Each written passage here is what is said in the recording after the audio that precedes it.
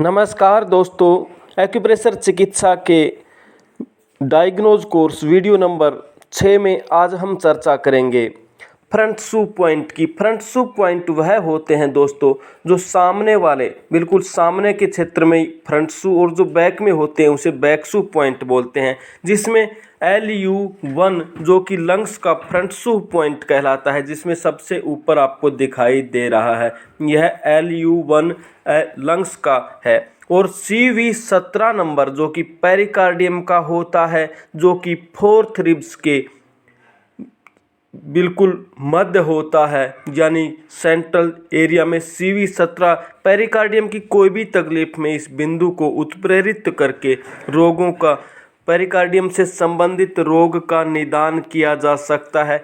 ऐसा एक्यूप्रेशर चिकित्सा में यह फ्रंट शू पॉइंट कहलाता है। अब बात करते हैं हार्ट के फ्रंट शू पॉइंट की, जो कि CV14 नंबर यानी नाभि से 7 कोनों पर बिल्कुल 90 डिग्री लेवल में और बीचों बीच जो होता है, CV14 जो कि हार्ट का फ्रंट शू बिंदु कहलाता है। फ्रंट शू बिंदु का मतलब होता है दोस्तों, अगर उस क्षेत्र में तकलीफ, दबाने से दर्द होता है तो संबंधित ऑर्गन में बीमारी का संकेत होता है। तो इस तरह से CV14 पर उपचार करके हम हार्ट से संबंधित बीमारियों पर निदान कर सकते हैं।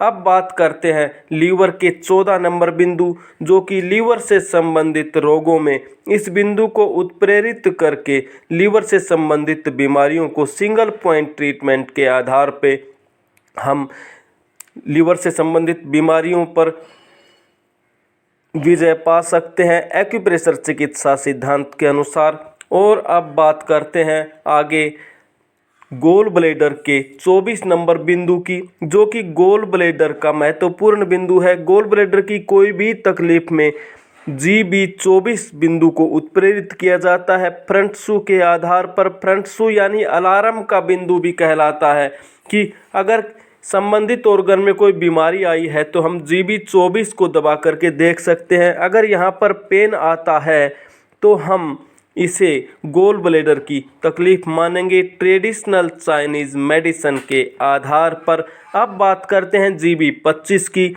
जो कि किडनी का कोरस्पोंडेंस, जो कि किडनी का फ्रंट शू बिंदु कहलाता है। किडनी से संबंधित किसी भी रोग में हम एक्यूप्रेशर चिकित्सा में गोल ब्लैडर के 25 नंबर बिंदु को उत्प्रेरित करके उसे प्रेस करके देखते हैं कि यहाँ पेन आ रहा है तो संबंधित ऑर्गन में बीमारी का संकेत माना जाएगा।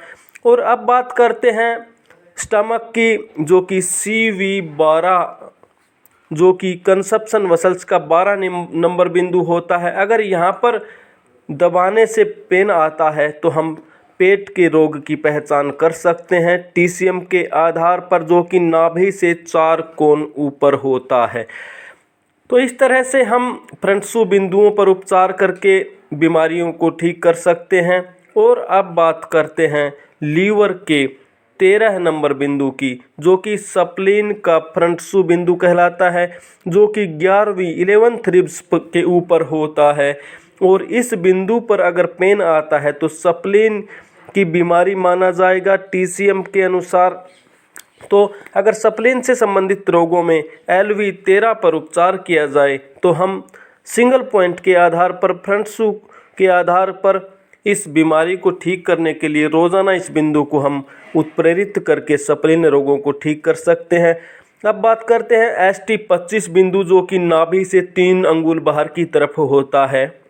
नाभि से 3 अंगुल, दोनों तरफ 3-3 अंगुल, और यह लार्ज इंटेस्टाइन का फ्रंट शू बिंदु है, यानी उससे संबंधित रोग जैसे कॉन्स्टिपेशन का होना या लूज मोशन होना, इस तरह इस बिंदु को उपचारित किया जा सकता है। यह ST25 बिंदु है, जो कि लार्ज इंटेस्टाइन का बिंदु है फ्रंट शू। और अब बात करते हैं CV5 कंसप्शन वसल्स का 5 नंबर बिंदु, जो कि ट्रिपल वार्मर। दोस्तों ट्रिपल वार्मर यहाँ से स्पाइन से संबंध रखता है। अगर स्पाइन से संबंधित किसी बीमारी, अचानक से स्पाइन में कहीं भी पेन हो रहा हो तो CV25 को उपचारित करें। CV25 को उपचारित करने से नाभि CV25 को उपचार करने से स्पाइन से संबंधित रोगों में निजात पाई जा सकती है। अब बात करते हैं CV4 बिंदु की, जो कि स्मॉल इंटेस्टाइन का बिंदु है। अगर छोटी आंत से संबंधित कोई प्रॉब्लम आती है तो यह CV4 बिंदु महत्वपूर्ण बिंदु कहलाता है, जो कि फ्रंटसु बिंदु है। CV4 बिंदु को उपचार करके हम स्मॉल इंटेस्टाइन से संबंधित रोगों में निजात पा सकते हैं, यानी उनको ठीक कर सकते हैं। और अब अंत में बात करते हैं यूरिनरी ब्लैडर की, जिसका बिंदु है CV3, जो कि CV2 से एक कोण ऊपर होता है। CV3 बिंदु को उपचारित करने से यूरिनरी ब्लैडर से संबंधित रोगों में, चाहे पेशाब की रुकावट हो, यौन रोग हो, इस तरह के रोग में CV3 बिंदु को हम उपचारित करके यूरिनरी ब्लैडर से संबंधित रोगों में निजात पा सकते हैं। तो इस तरह से फ्रंटसु बिंदु की पहचान करके हम रोगों को ठीक कर सकते हैं। धन्यवाद, नमस्कार।